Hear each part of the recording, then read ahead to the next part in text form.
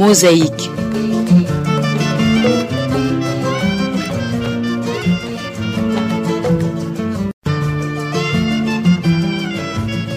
Mosaïque.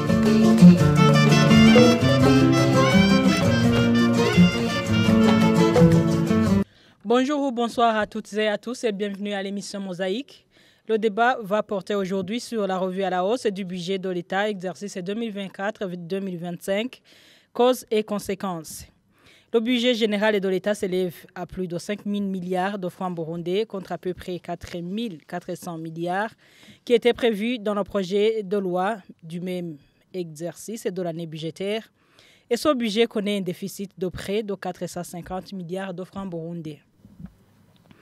Sur base du budget qui était prévu dans le projet de loi budgétaire et le budget qu'on retrouve dans la loi budgétaire promulguée, on constate un déséquilibre.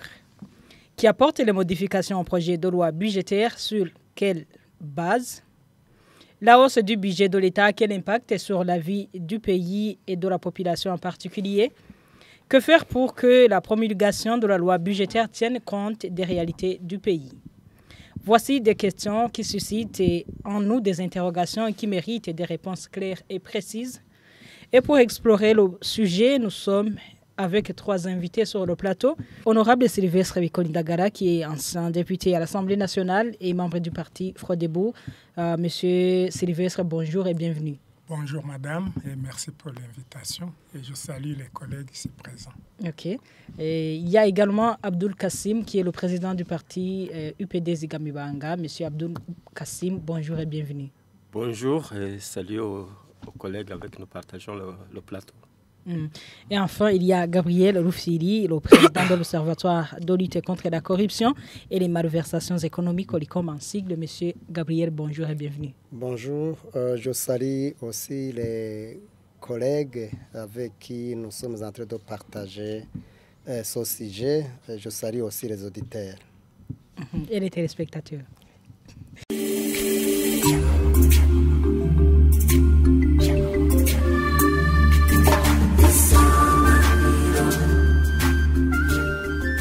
Monsieur Gabriel Rufsiri, président de l'Observatoire de lutte contre la corruption et les malversations économiques. Et la première question s'adresse à vous pour ouvrir le débat et qui apporte les modifications au projet de loi budgétaire. Les modifications, normalement, ça dépend. Vous savez, il faut d'abord comprendre le processus du budget, plutôt de l'adoption jusqu'à la promulgation du budget général de l'État.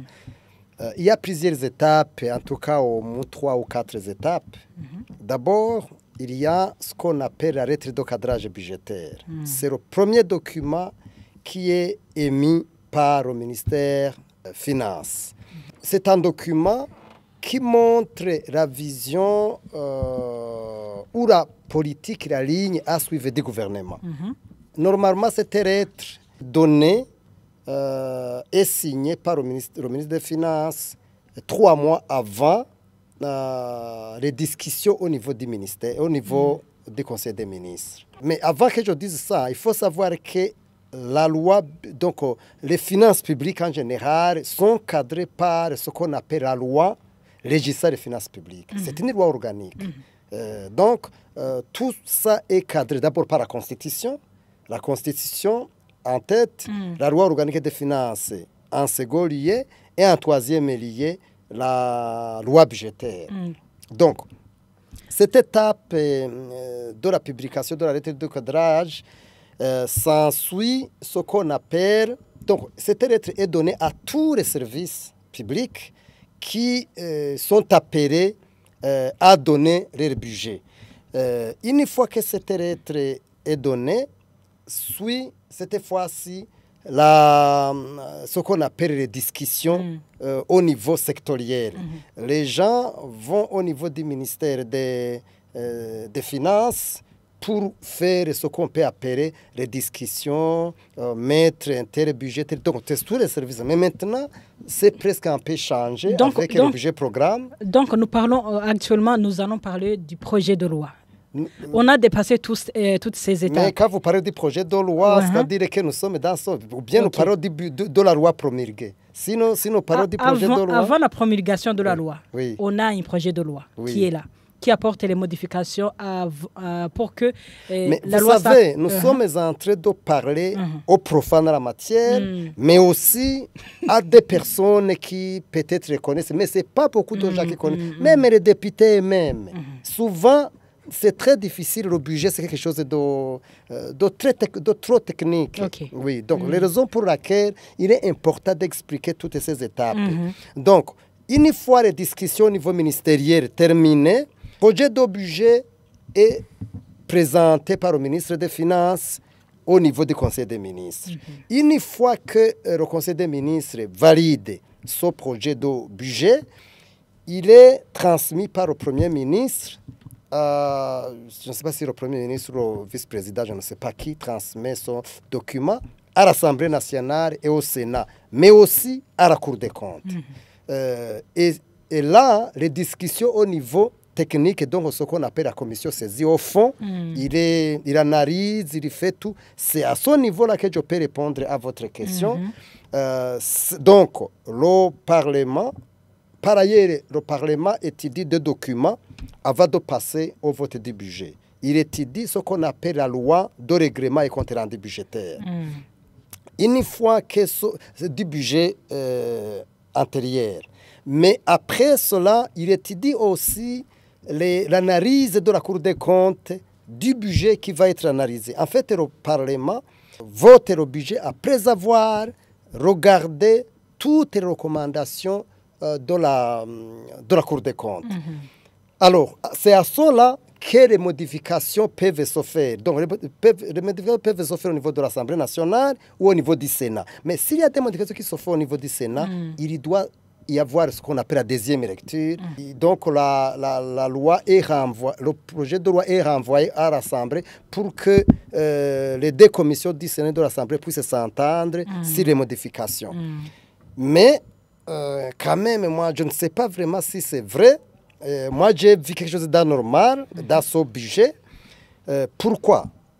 Moi, j'ai le rapport de la commission finance à l'Assemblée nationale. J'ai le rapport de la Cour des comptes. J'ai le projet de budget qui a été présenté au niveau de la Cour des comptes. Tous ces documents ont montré que c'est-à-dire le budget voté, c'était autour de 4 500 milliards, autour de ça. Mais, paradoxalement, on nous a appelé à la présidence. Moi, je n'étais pas là, mais il y a nos services qui sont allés là-bas. Alors, on ne sait pas vraiment là où ça a été modifié. Je ne sais pas pourquoi vous me posez par cette question. Mais moi aussi, mon cas, j'ai vu la loi promulguée, ça m'a un peu... J'ai eu des questions, mais je n'ai pas jusqu'à maintenant de réponse. J'ai vu que la loi promulguée est de 5 075 milliards, choses comme ça. 5 075 milliards, il y a des chiffres qui sont au-dessus, mais on ne peut pas réciter tout. Mais, donc, dans le projet de budget qui a été voté, je vous ai dit deux documents, il y a l'analyse de la commission saisie au fond et le rapport de la Cour des comptes et le projet de budget. Tous ces documents convergent sur un montant de 4 600 choses comme ça, milliards. Mais j'ai vu une loi promulguée de 5 070 combien milliards. Je ne sais pas. Mais je dois vous dire ce qui modifie la loi, plutôt le projet de budget, c'est l'Assemblée nationale. Seul, en tout cas, une fois voté, le président est tenu à promulguer tel que ça a été voté. Si tel ne serait pas le cas, le président renvoie le projet à l'Assemblée nationale, mais aussi la loi a prévu quelque chose. Si il advienne que le président ne promulgue pas cette loi dans l'échéance, la loi a prévu, il y a un article qui prévoit ce qu'on appelle un 12e du budget précédent pour que le pays continue à fonctionner.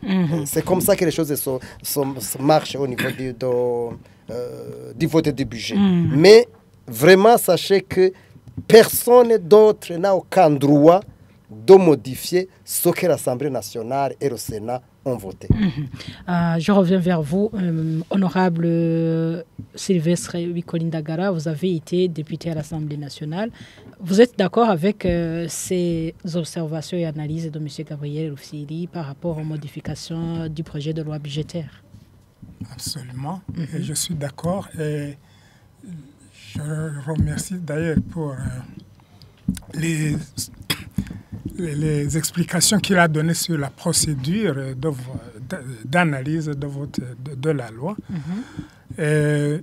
Surtout la loi budgétaire. Oui, même n'importe quelle loi, oui, la loi budgétaire. Mais au niveau de correction ou de procédures de signature, c'est la même chose pour toutes les lois. Quand le chef de l'État n'est pas d'accord avec ce qui a été présenté par les deux chambres, soit il ne signe pas. Aujourd'hui, la Constitution lui permet de ne pas signer et la loi ne passe pas après les 30 jours. Soit il retourne le projet pour une autre lecture à l'Assemblée et au Sénat. Oui, ça, d'accord. Et sinon, ces modifications qui sont faites de façon pas claire, pas de façon officielle, c'est douteux. C'est même dangereux pour le pays. C'est très dangereux. C'est même dangereux. Si c'était le cas, en tout cas, c'est dangereux. Je ne sais. Mais je n'affirme rien parce que je ne savais pas vraiment. Seulement, moi, j'ai analysé ces documents que j'ai. Mais, monsieur honorable Sylvestre Wikolindagara, sur base de quoi on apporte des modifications au projet de loi budgétaire surtout? Qui? Par qui? Si ce sont les parlementaires qui modifient. Si ce sont les parlementaires. Oui, ils ont la latitude. Ce sont eux qui votent les lois. Ce sont eux qui nous représentent, qui représentent le peuple. Ils peuvent modifier.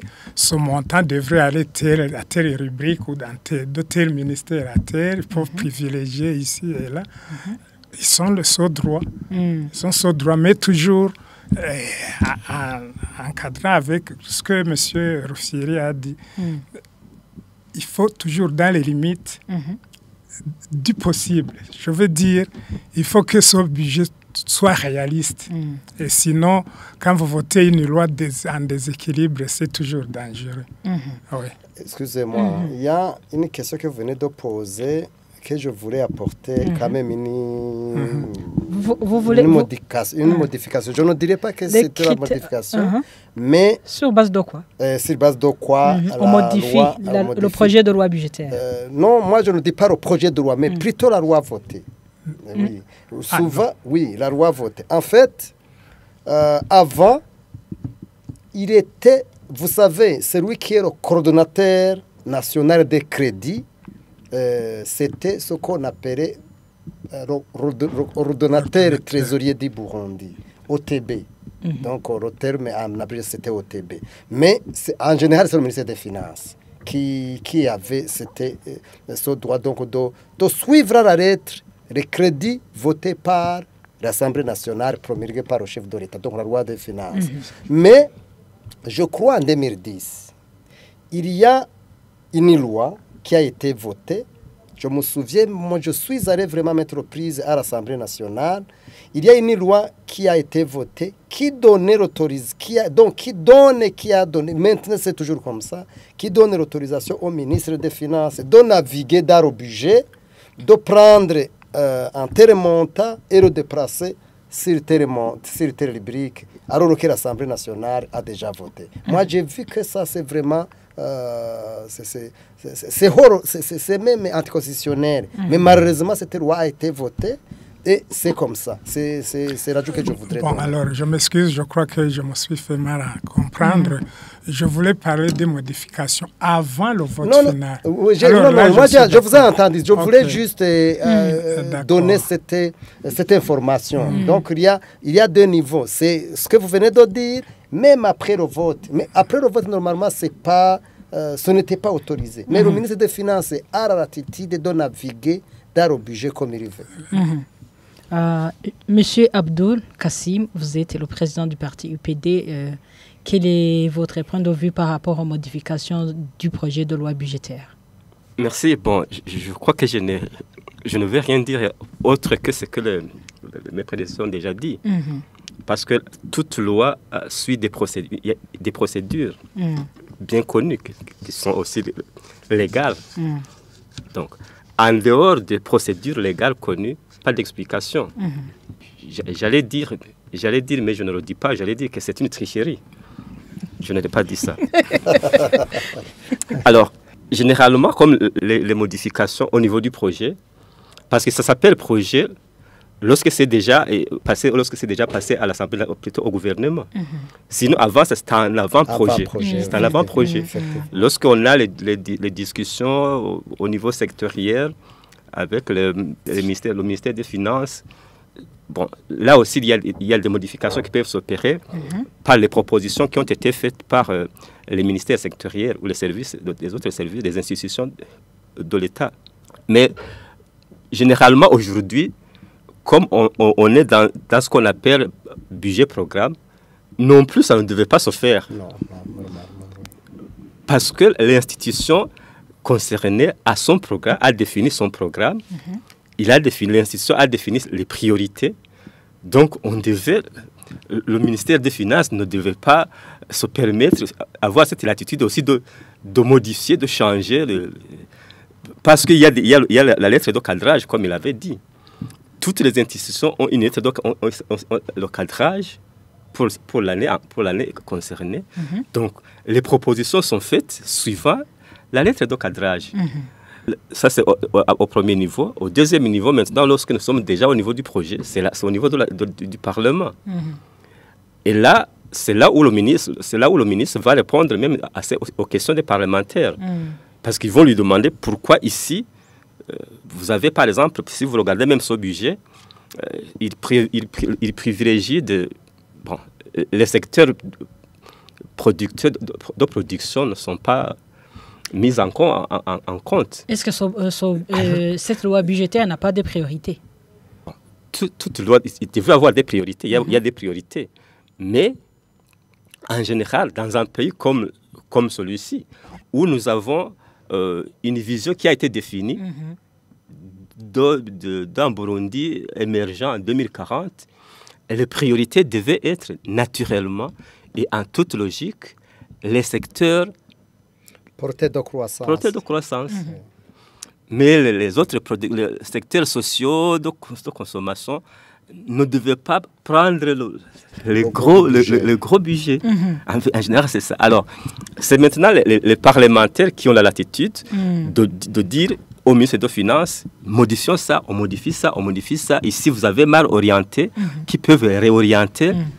Alors, après que c'est passé, que le Parlement a terminé ses procédures, il ne reste que la promulgation. Donc, il n'y a pas possibilité d'ajouter, de changer un chiffre, en 2, d'ajouter un 0.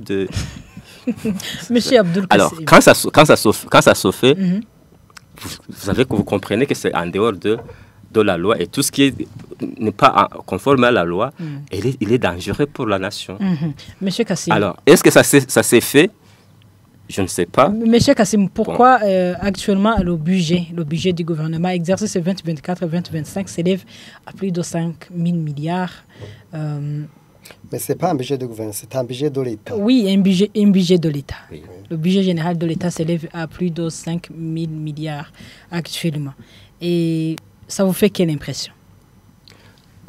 Moi, je ne saurais pas expliquer parce que, comme je le disais tout à l'heure, nous sommes dans un budget programme. N'est-ce pas? Alors, le budget... Ça, c'est théorique. On ne doit pas rester dans les théories. Je vais m'expliquer. On ne doit pas rester dans les théories. Normalement, mais c'est théorique. Moi, je vais balancer des chiffres. Je sais que c'est théorique. Mais parce que ça fait combien d'années que nous parlons de budget programme? Ça fait la deuxième année. Non, ça fait la deuxième année. La deuxième année. Ça a commencé à être parlé en 2022, mais on est allé en budget programme en 2023. Ça foiré, ça n'a pas vraiment... mais en deuxième année, c'est la même chose. On a envoyé des experts au Maroc, mais toujours il y a des problèmes dans ce truc. Bon, en fait, je disais, ce que je voulais dire. En fait, lorsque nous parlons nous sommes dans un système de budget-programme. On considère quelles sont les recettes que nous avons. Mais lorsque nous nous permettons d'aller au-delà, ce n'est pas possible. Parce que sinon, on devait faire un budget d'austérité. Pour que, en fait, mais sinon, si on doit avoir un déficit de... Ce n'est qu'un budget-programme. C'est comme l'ancien système. Donc, je ne saurais pas...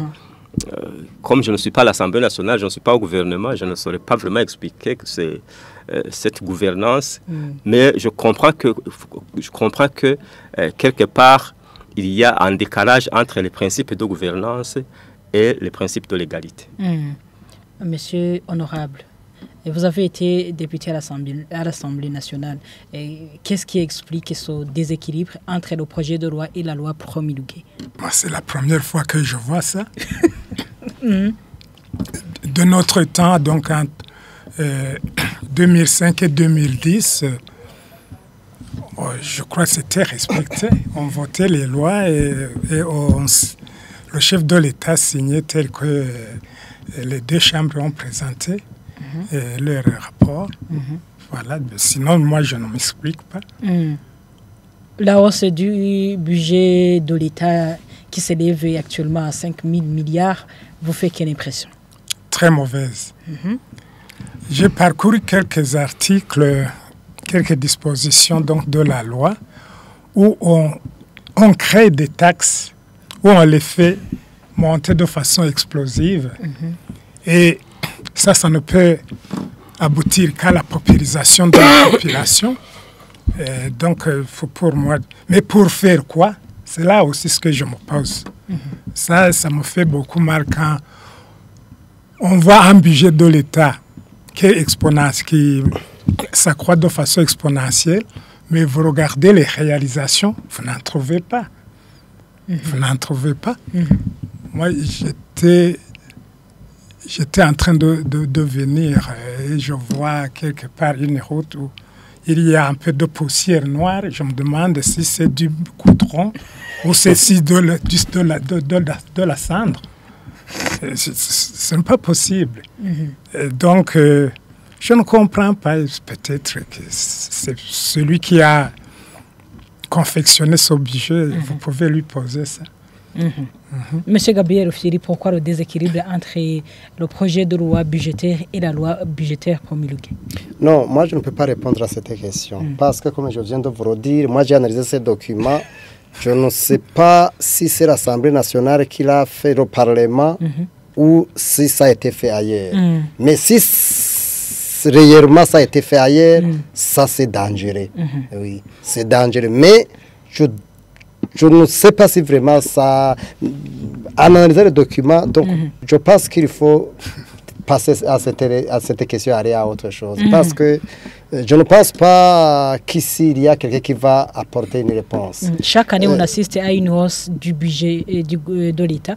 Et pourquoi cette instabilité budgétaire? Non, ce ne sont pas de l'instabilité. Là, c'est normal. Là, c'est normal. Ça devient normal quand? Non, ça devient normal si vous entrez dans les détails du budget. C'est là où ça devient normal. Mais aussi, ça devient normal quand vous voulez sucer le pauvre qui n'a rien en faveur du riche, si je peux le dire comme ça. C'est là où que ça devient anormal. Mais si, vous savez, le pays, c'est comme un foyer de chacun d'entre nous. Chacun d'entre nous pense à l'avenir de sa famille. Mais les dirigeants, ceux qui nous gouvernent, aussi doivent penser à l'avenir du pays. Mais c'est à travers le budget. Vous savez, le budget, c'est le miroir de la vision du gouvernement.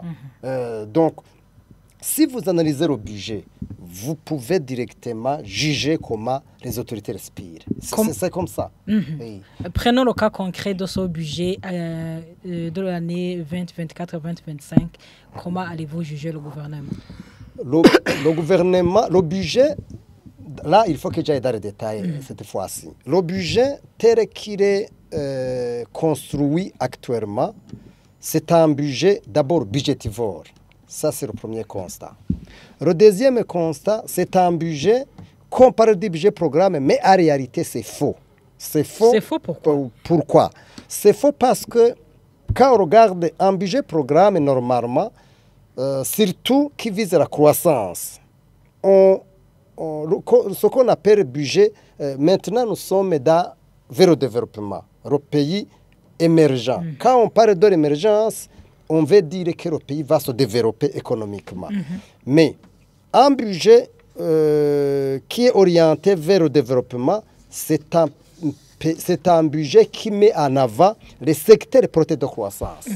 Les secteurs porteurs de croissance, certes, le gouvernement ne l'a pas déclaré officiellement qu'il a mis en avant le secteur de l'agriculture, mais le secteur de l'agriculture, nous entendons dans les discours des autorités que le Burundi va se développer car le secteur de l'agriculture va être développé. Mais quand on regarde dans le budget, d'une manière générale, nous voyons que les recettes intérieures, finances, les recettes intérieures, c'est 2565 milliards ou 665 milliards, choses comme ça. Donc 2665 milliards autour de ça. Ça, ce sont des recettes. En tout cas, c'est 2600 et quelque chose comme ça. 544. 2544. Recettes intérieures. Recettes intérieures. Donc, avec ces recettes de 2634, c'est ça? 534. C'est un montant qui, avant 2009, on était à 400 milliards, pour votre information.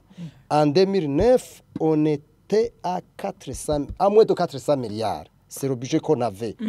Donc, moi, je dirais pareil, c'est le budget global. Le budget global. On était à ce niveau-là. Aujourd'hui, on est au niveau des recettes et ça croît d'année en année, en fait. En 2012-2013, je crois qu'on était à 1000 milliards. Donc, ça, c'est vraiment problématique. Alors, ces recettes vont, donc les dépenses courantes, ce sont des recettes courantes, les dépenses courantes, c'est autour de 2500 milliards. Vous comprenez? Donc, c'est presque, c'est la même, donc c'est égal. Les recettes et les dépenses, c'est égal, surtout au niveau des affaires courantes. Donc, les recettes, quand on parle des recettes courantes, des dépenses courantes, on veut dire quoi? Pour ceux qui ne le savent pas. On veut dire les salaires, aujourd'hui, les salaires des fonctionnaires, c'est plus de 1000 milliards, pour votre information. Les salaires des... Donc, pour les salaires, c'est 1000 milliards. Donc, les dépenses pour les biens et services, c'est autour de 460 combien milliards. En quoi le montant du salaire des employés cause un problème? Non, je suis en train de te montrer que quand on veut investir, quand on veut développer le pays, il faut d'abord avoir des recettes au niveau intérieur pour développer le pays. Et que les fonds alloués aux investissements. Et avoir les fonds alloués aux investissements. Mais chez nous, les recettes courantes sont égales aux dépenses courantes. C'est comme ça. Pas d'investissement. C'est impossible. Mais les chiffres sont ici, sont là. Les chiffres sont là. On ne peut pas... Ce que nous disons d'investir, je vais vous montrer là où quand on parle d'investissement. Les donc le budget, nous venons de dire que le budget est de 5 000, donc autour de 5 000 milliards. Vous comprenez? Autour de 5 000 légèrement milliards. Plus de 5 000 en tout cas, c'est autour de ces 5 000 milliards, sans arrêt dans ces chiffres au-dessus. Je viens de vous parler des dépenses courantes, non, d'abord les recettes courantes et les dépenses courantes. Je viens de vous le dire. Quand on parle des recettes courantes, il faut entendre par là les impôts, taxes sur consommation et bien d'autres redevances, mais ce sont des recettes qui sont vraiment intérieures, et qui sont toujours, qui proviennent des citoyens en fait, et des entreprises. Les autres revenus que je vais vous parler, c'est de deux sortes. Il y a d'abord ce qu'on appelle les aides extérieures ou les appuis d'un projet. Ces deux projets aujourd'hui, ils sont autour de 1700 milliards. Vous comprenez? 1700 milliards. En 2022, on était à 300 milliards. Alors, c'est là où on va parler qu'on va mettre dans les investissements. 1700 milliards. Est-ce que le gouvernement va en avoir? Attendez un peu. L'autre côté, c'est le déficit, le financement du déficit. Qui va financer le déficit? C'est la banque, c'est l'émission des petits trésors de la BRB, c'est les banques commerciales, c'est les appuis des projets extérieurs, c'est eux qui financent Mais quand vous parlez de gouvernement l'État c'est quoi? C'est nous tous. Il n'y a pas l'argent que le président va donner comme... Non, il n'en a pas. Il n'en a pas. Ce sont les citoyens. Donc, si on vous parle, prenez 1700 milliards, plus 400 et quelques milliards, c'est autour de 2300 milliards. Et vous voyez, c'est ce budget-là qu'on va dire qu'on va mettre dans l'investissement.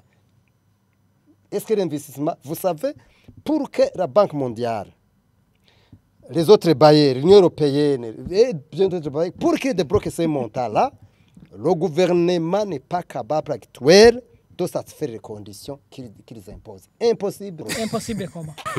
Parce que, en fait, il y a un problème de gouvernance dans ce pays. Ces partenaires, est-ce que vous avez vu la lettre que la Banque mondiale vient d'envoyer à la BRB et au ministre des Finances? Vous l'avez vu? On a donné au gouvernement, donc il y a un budget de 111 milliards.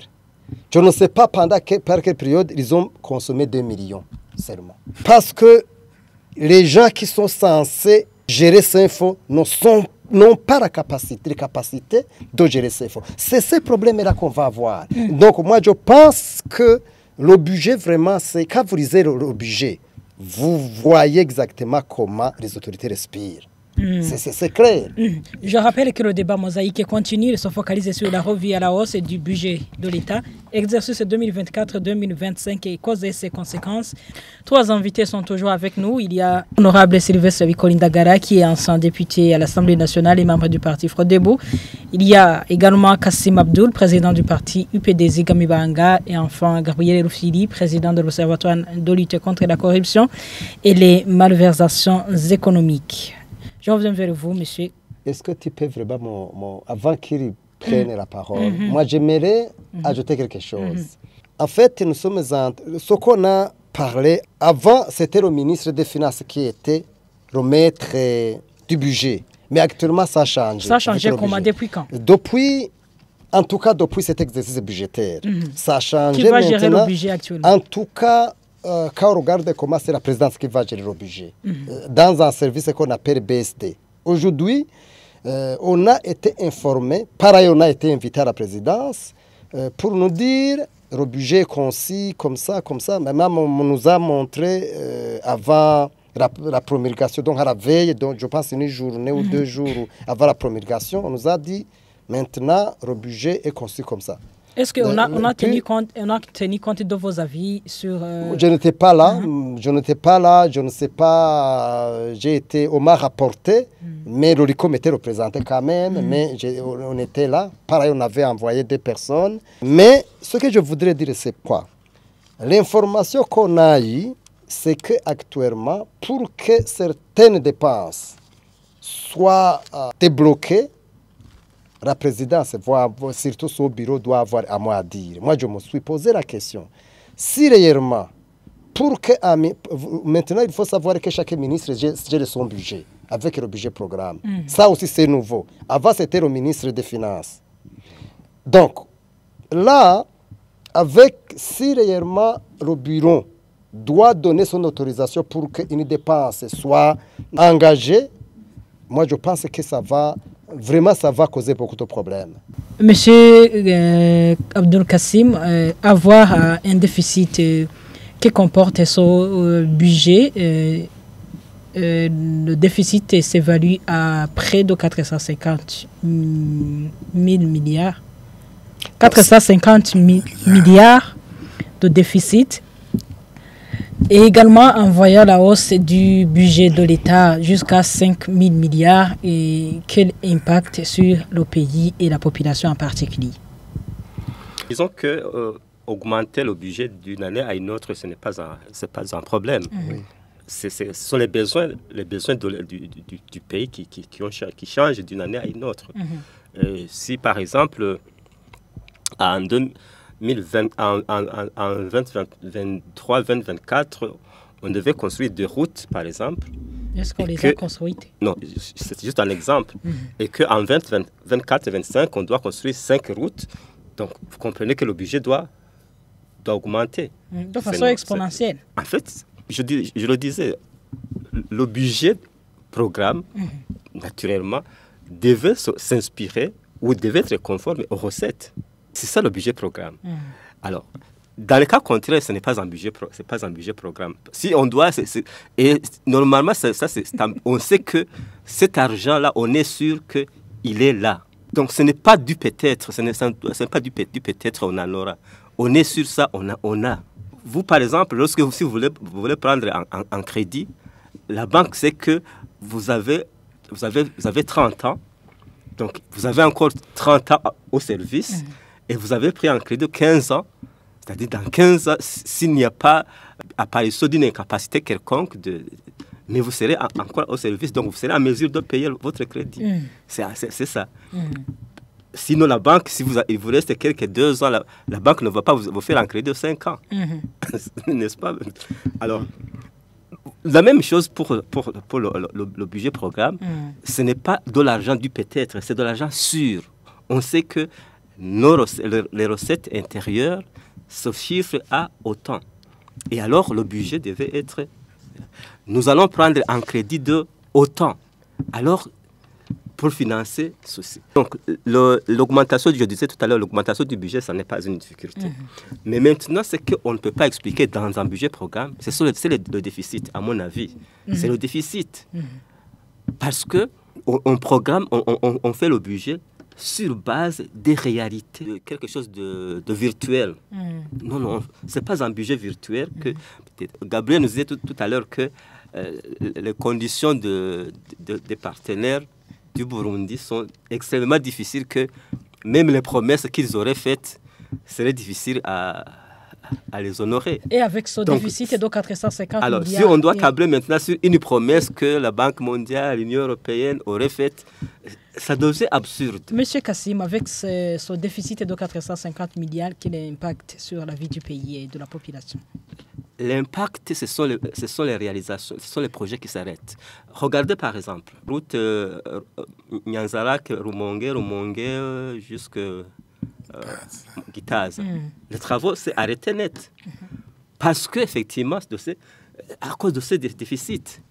Regardez combien de fois la construction du barrage là, Djidji Murembwe, combien d'années ça fait, avec autant d'avenants au contrat. C'est effectivement à cause de cela. Donc, le résultat de ce déficit, ce sont les projets qui devaient se réaliser, qui s'arrêtent en cours. Et quand un projet s'arrête en cours d'exécution, ça devient encore beaucoup plus dangereux. Autant ne pas commencer. Alors, imaginez par exemple, maintenant, à tout moment, la route Rumonge pourra ne pas passer. Imaginez ce que fera les populations s'ils devront contourner par Bururi. Mais je vous informe que aussi au niveau de Mugamba, la route, il reste je crois, 1,5 m. La route est bientôt...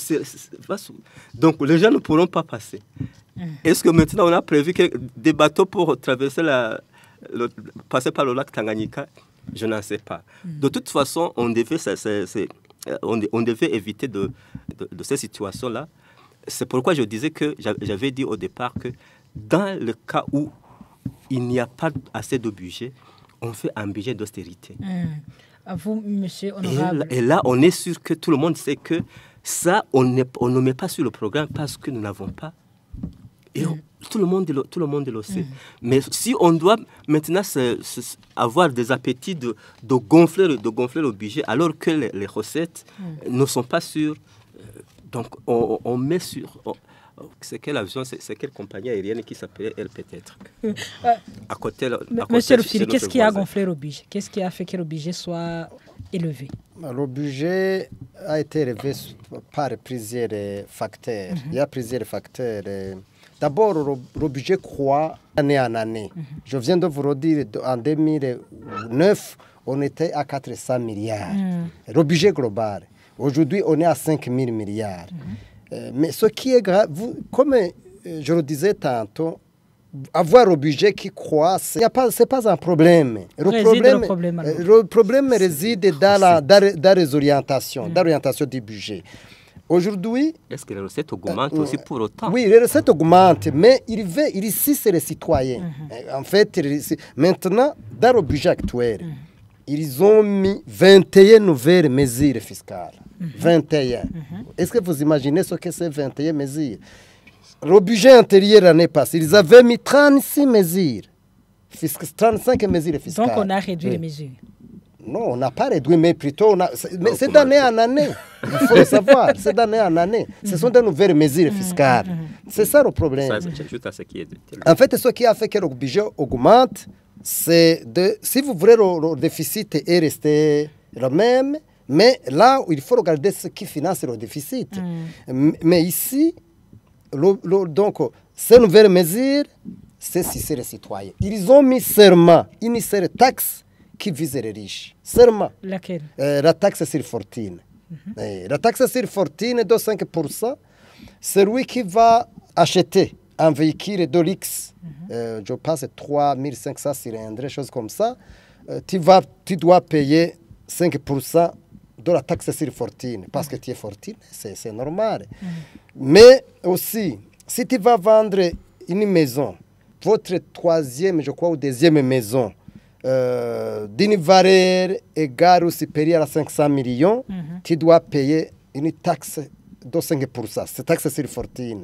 Mais si tu vas vendre la troisième maison, cette fois-ci, n'importe quel, même si tu vas vendre à 100 millions, tu dois payer 5% de taxe. Moi, j'avais demandé plutôt, nous au niveau de l'ORICOM, c'est une taxe qu'on avait demandé très longtemps, parce qu'il faut trouver un équilibre entre les riches et les pauvres.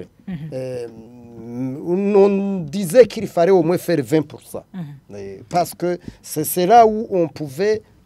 chez nous, nous voyons que les pauvres sont appelés à supporter les riches, mais nous pensons qu'il faut que le gouvernement trouve l'équilibre.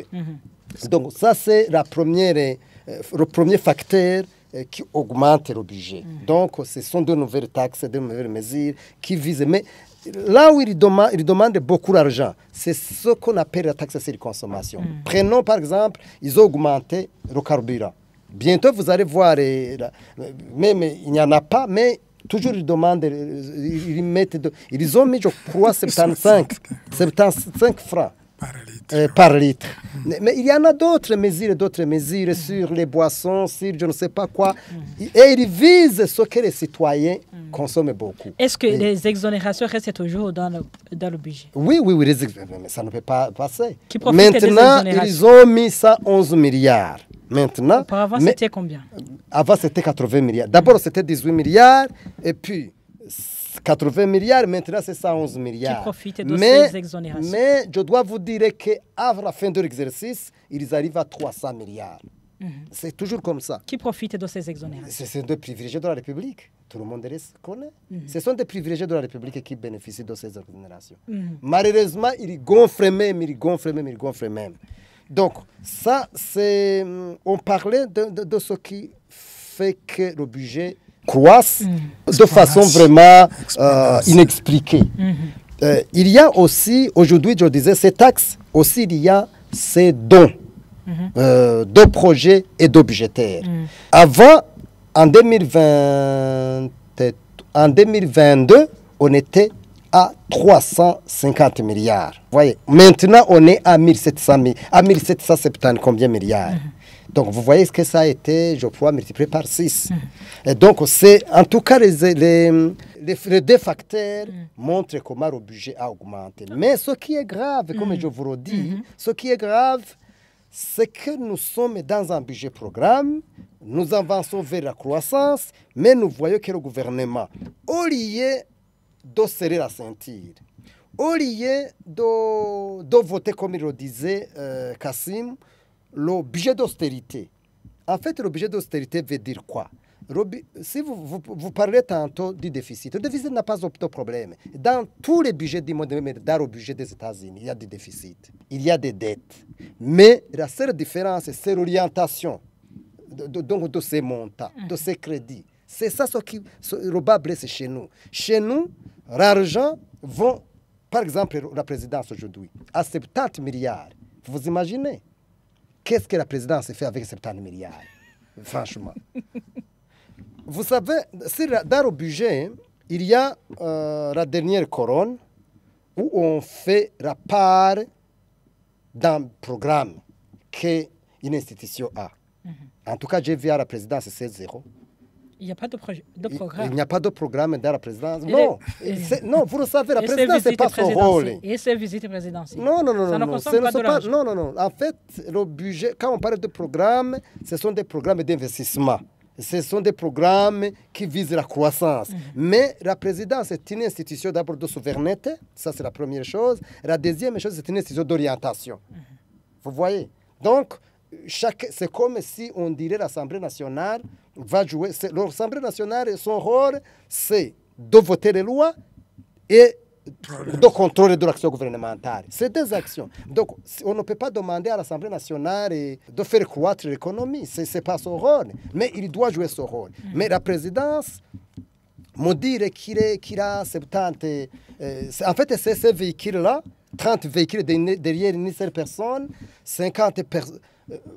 mais c'est une institution, non pas une personne. C'est une institution, mais quand même une institution doit être à la taille de l'économie du pays. Une institution qui n'est pas à la taille de l'économie du pays, ça devient un problème.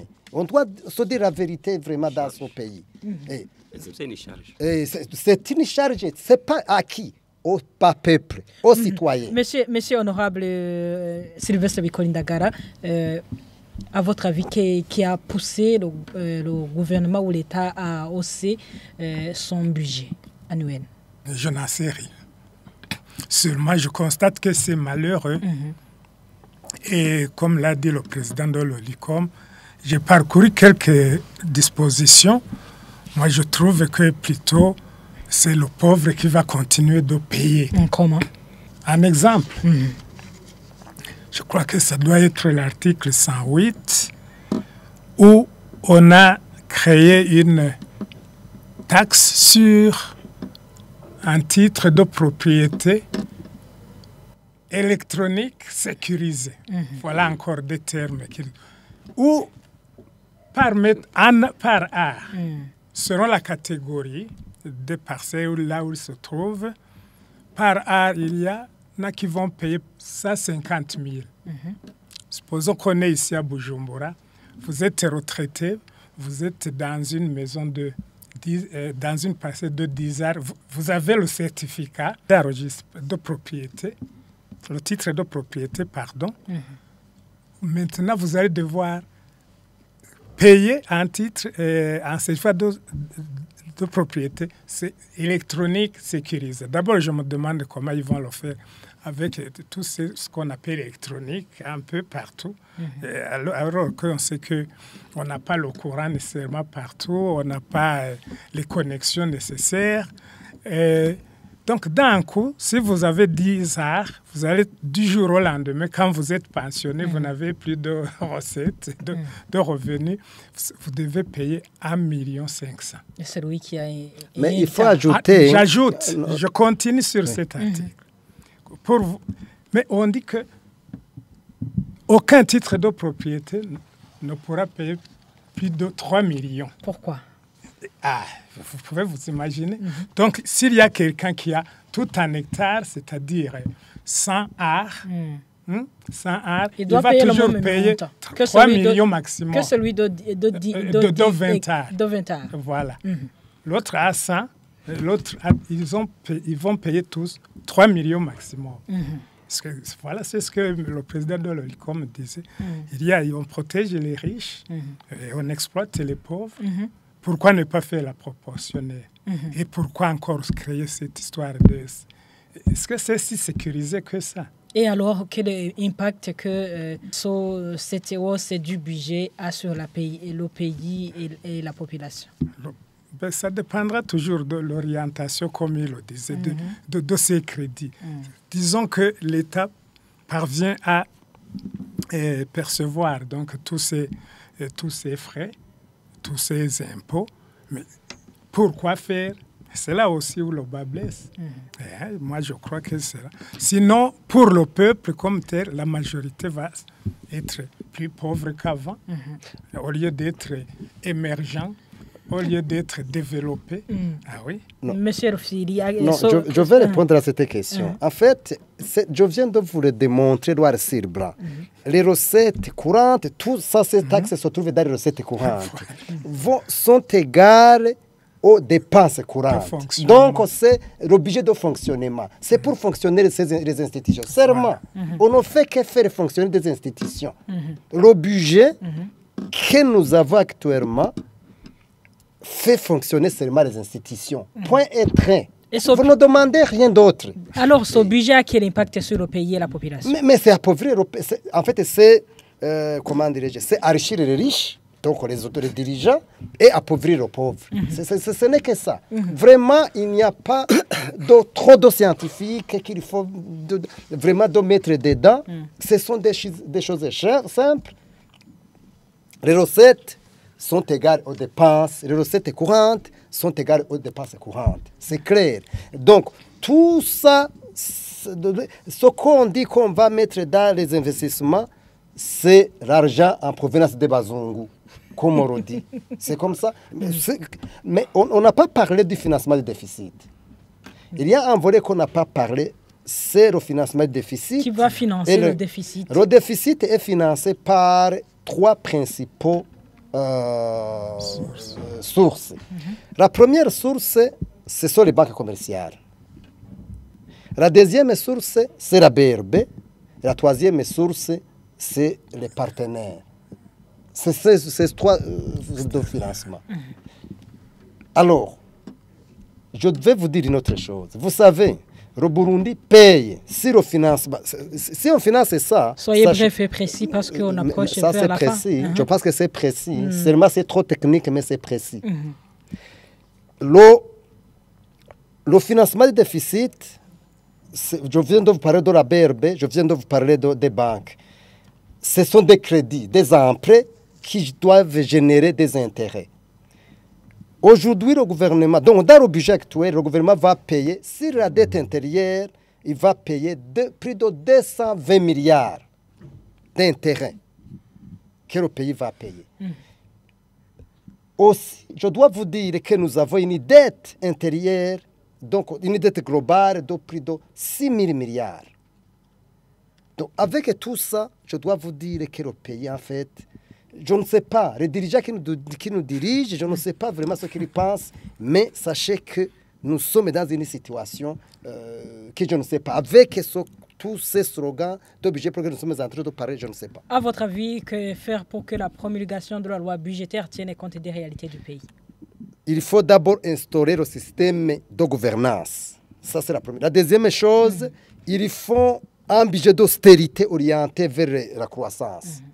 En troisième lieu, il faut faire, il faut tout faire pour que les experts en gestion des programmes soient dans la structure administrative, ce qui n'est pas le cas actuellement. Monsieur Honorable Sylvestre Bikolindagara, quelle est votre recommandation pour que la promulgation de la loi budgétaire tienne compte des réalités du pays? Moi, je m'en tiens au bon sens des dirigeants. Je ne vois pas d'autres. Il faut voir les réalités en face et ne pas créer des déficits où vous ne savez pas comment aller les combler. Mais je tiens aussi, je salue la proposition de M. Ruffieri qui dit qu'il faut faire un budget d'austérité. Hein? Quand chez nous, Offre Debout, nous avons un principe d'équité. Dans le slogan, plutôt comment on dit? Non, Chivogo. C'est le slogan.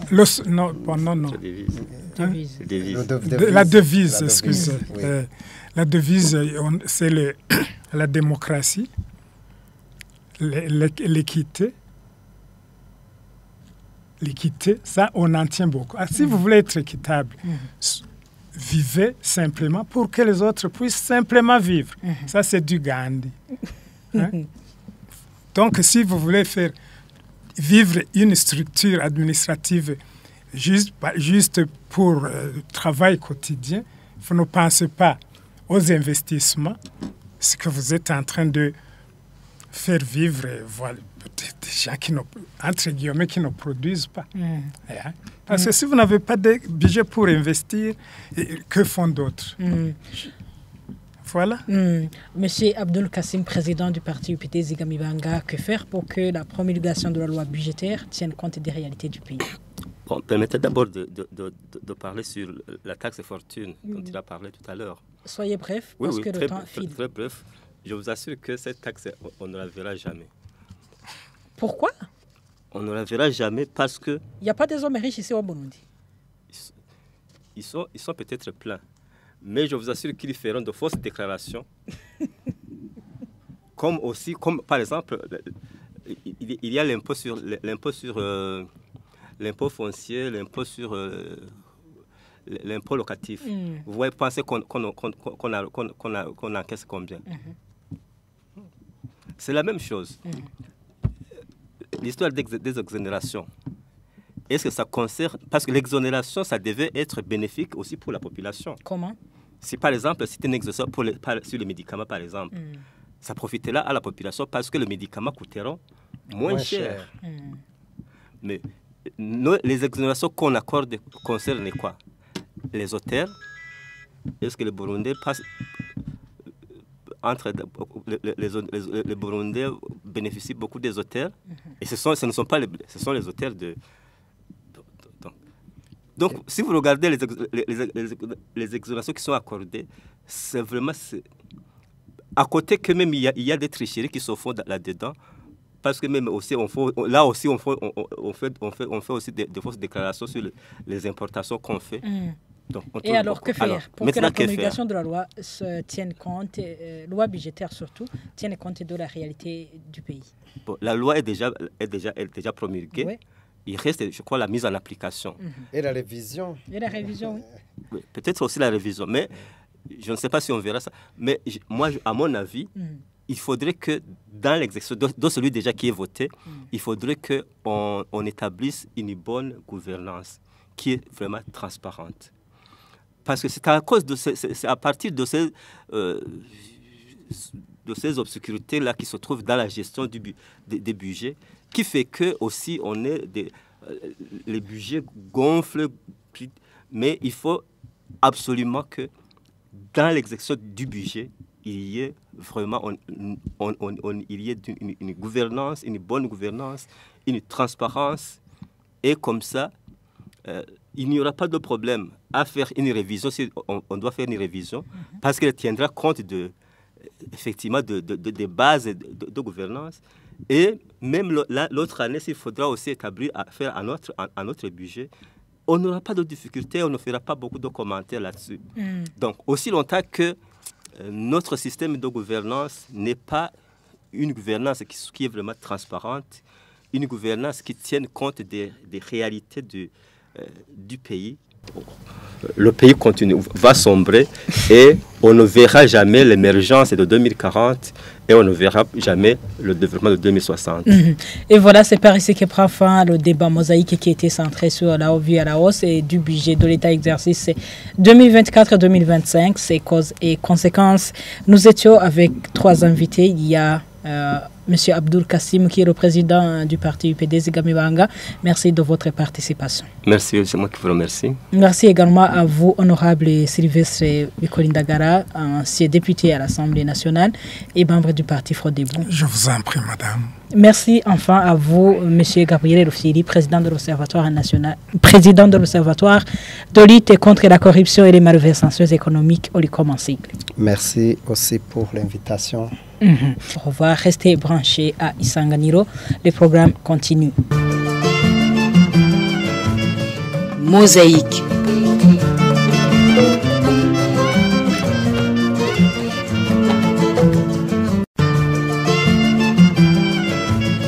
Mosaïque.